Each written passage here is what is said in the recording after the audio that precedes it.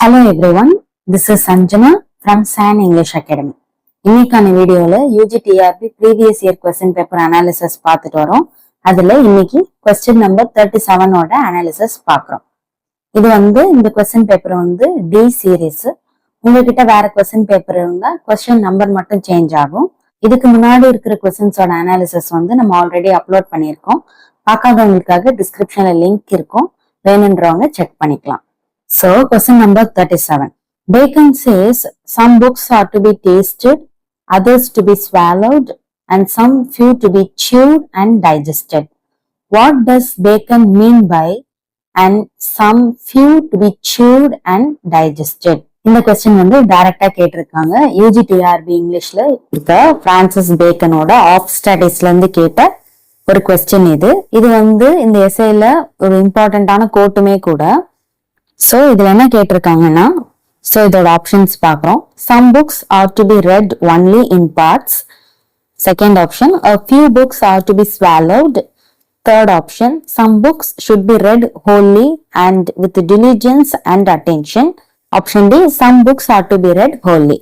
இதோட correct option C, some books should be read wholly and with diligence and attention.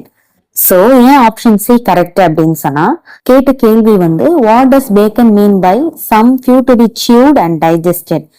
சில books chewed and digested அப்படின்னு சொன்னது எதை குறிக்குது அப்படின்னு கேட்டிருக்காங்க.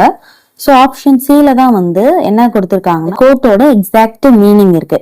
some books should be read, அதாவது ஒரு புக்கை முற்றிலுமா, ஹோல்லின்னு சொல்லும் போது முற்றிலுமா படிச்சு வித் டிலிஜென்ஸ் சொல்லும் போது விடாமுயற்சி, அதோட படிச்சு ஃபுல் அட்டென்ஷன் அந்த புக்குக்கே நம்ம கொடுத்து படிக்க வேண்டிய சில புக்ஸ் இருக்கு அப்படின்னு சொல்றாரு. இது எப்ப சொல்லுவாங்கன்னா, ஆஃப் ஸ்டடீஸ்ல ஒவ்வொரு புக்கை எப்படி படிக்கணும் அப்படின்னு சொல்லிட்டு வரும்போது சில வெரைட்டி ஆஃப் புக்ஸ் ஃபுல்லாமே படிச்சு அட்டென்ஷன் கொடுத்து விடாமுயற்சியோட கிளீனா படிக்கணும் அப்படின்றதுதான் அந்த கோட்டோட meaning. Some few to be chewed and digested அப்படின்னு சொல்லும்போது நம்ம புரிஞ்சுக்கிறத குறிக்குது.